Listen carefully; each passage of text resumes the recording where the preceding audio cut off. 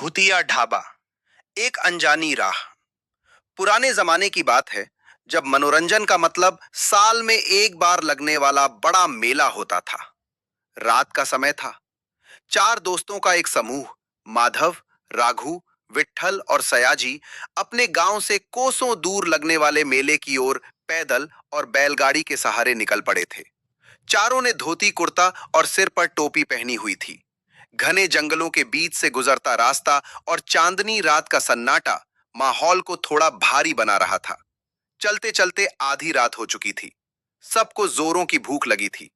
तभी दूर एक मध्यम सी रोशनी दिखाई दी। पास जाने पर देखा कि सड़क के किनारे एक पुराना सा ढाबा था। वहां बहुत हलचल थी, जैसे कोई बड़ी दावत की तैयारी चल रही हो। माधव ने कहा, चलो यहां कुछ खा लेते हैं, आगे का रास्ता बहुत लंबा है। जैसे ही वे ढाबे के आंगन में पहुंचे, उनकी रूह कांप गई। वहां काम कर रहे लोग अजीब थे। एक बूढ़ा आदमी जलती हुई भट्टी के पास बैठा था।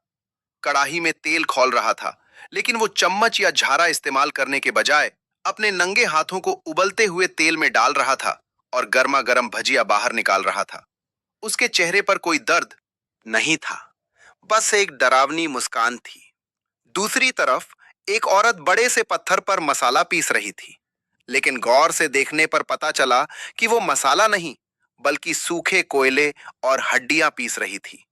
ढाबे के कोने में बैठा एक आदमी बिना पलक झपकाए कच्चा मांस चबा रहा था। राघु ने कांपती आवाज में फुसफुसाया, ये इंसान नहीं है, चलो यहां से भागो। जैसे ही वे पलटने लगे, उस भजिया बनाने वाले बूढ़े ने अपनी गर्दन पूरी 180 डिग्री घुमाई और उनकी तरफ देखकर जोर से हंसा। उसकी आंखें अंगारे की तरह लाल थीं। उसने कहा, मेहमान आ गए, बिना खाए कहां जा रहे हो? अचानक वहां जल रही मशालें नीली हो गईं और चारों तरफ से डरावनी आवाजें आने लगीं। ढाबे की दीवारें मिट्टी की तरह ढहने लगीं और वहां सिर्फ पुरानी कब्रें दिखाई देने लगीं।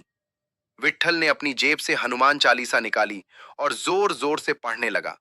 चारों दोस्त बिना पीछे मुड़े सरपट जंगल की तरफ भागे। पीछे से उनके हंसने और चीखने की आवाजें आती रहीं।